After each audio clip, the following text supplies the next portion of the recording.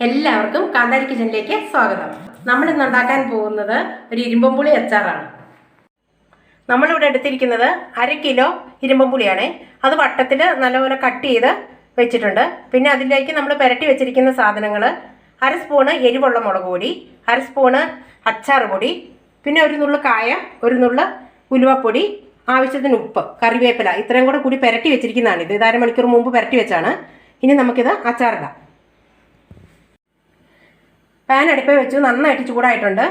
ഞാൻ വെളിച്ചെണ്ണ ആട്ടോ ഇന്ന് ചേർക്കുന്നത്. നല്ലെണ്ണ ചേർക്കുന്നവർക്ക് ചേർക്കാം. ഇവിടെ നല്ലെണ്ണയുടെ ടേസ്റ്റ് ഇഷ്ടമല്ലാത്തവർക്ക് വെളിച്ചെണ്ണ ചേർക്കും. എണ്ണ നന്നായി ചൂടായി വന്നിട്ടുണ്ട്. അതിലേക്ക് ഒരു 1/2 സ്പൂണോളം വരുന്ന ഉലുവ ഇട്ട് കൊടുത്തിട്ടുണ്ട്. ഇനി കടുക് ഇടുവാണേ. 1 സ്പൂൺ കടുക്, കറിവേപ്പില ഇട്ട് കൊടുക്കുക.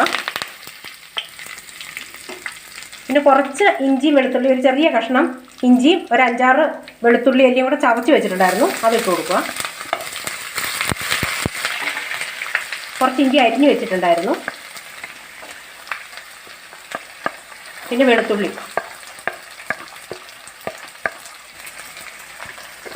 ഒരു 2 കുടം വെളുത്തുള്ളിയോളം ഇട്ടിട്ടുണ്ട്. പച്ചമുളക് ഒരു 10 എണ്ണം ഇളക്കി കൊടുക്കാം.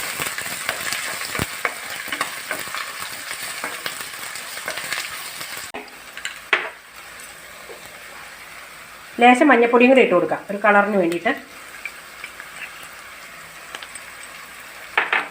എന്നിട്ടൊന്ന് വാടി വരട്ടെ, അതുവരെ നമുക്ക് ഇളക്കി കൊടുക്കാം.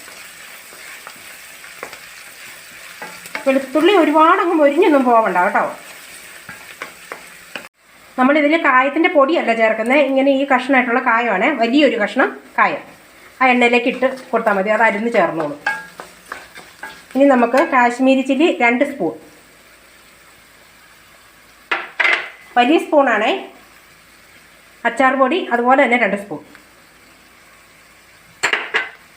ഇനി നമുക്ക് ഇളക്കി ആ പൊടിയുടെ പച്ചമണം ഒന്ന് മാറി വരുന്നത് വരെ ഇളക്കി കൊടുക്കാം.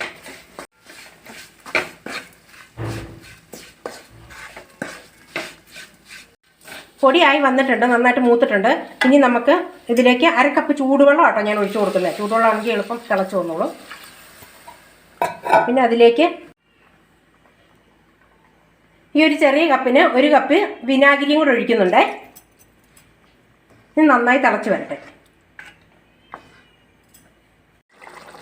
അരപ്പൊക്കെ നന്നായിട്ട് തിളച്ച് വന്നിട്ടുണ്ട്. ഇനി നമുക്ക് ഇതിൻ്റെ അകത്തേക്ക് ആ ഇരുമ്പുപുളി ഇട്ട് കൊടുക്കാം.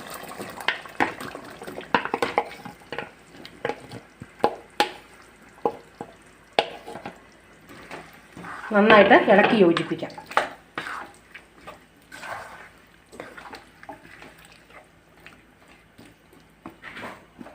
ഇത് തിളപ്പിക്കേണ്ടവർക്കൊന്ന് തിളപ്പിക്കാം കേട്ടോ. തിളപ്പിച്ചില്ലെങ്കിലും കുഴപ്പമൊന്നുമില്ല, അരപ്പിനകത്ത് കിടന്ന് അത് വാടിക്കോളും. പിന്നെ ഇത് വാട്ടി വെച്ച് അച്ചാറിടുന്നവരും ഉണ്ട്. എനിക്ക് ഇവിടെ അത് അങ്ങനെ ഇഷ്ടമില്ലാത്ത കാരണം ഞങ്ങൾ ഇങ്ങനെ ഇടുന്നത്. നമ്മുടെ ഇരുമ്പുപുളി അച്ചാർ ഇവിടെ റെഡി ആയിട്ടുണ്ട്. അതിൻ്റെ മീതെ കൂടെ നമ്മൾ ഇച്ചിരി പച്ചക്കറിവേപ്പില കൂടെ ഇട്ട് കൊടുക്കുന്നുണ്ട്. എല്ലാവരും ഇത് വീട്ടിലുണ്ടാക്കി നോക്കണം. ഇഷ്ടമായാൽ എല്ലാവരും ലൈക്ക് ചെയ്യുക, ഷെയർ ചെയ്യുക, കമൻറ്റ് ചെയ്യുക, സബ്സ്ക്രൈബ് ചെയ്യുക. ആരും മറന്നു പോകരുത് കേട്ടോ.